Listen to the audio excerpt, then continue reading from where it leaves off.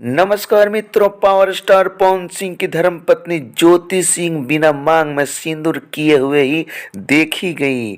वह भी कहा तो पूजा करते हुए काशी में काशी विश्वनाथ मंदिर में पूजा अर्चना कर रही थी ज्योति सिंह।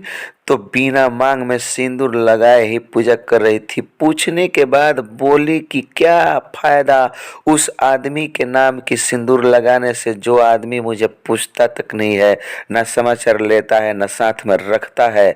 तो उस पवन सिंह के नाम का मैं क्या सिंदूर लगाऊं, साफ तौर पे नकार दिया और बहुत ही क्रोधित नजर आ रही है। यही कारण है कि पवन सिंह पे गुस्सा होते हुए ये ज्योति सिंह मांग में सिंदूर लगाना छोड़ दिया है और बिना सिंदूर लगाए ही पूजा अर्चना कर रही थी।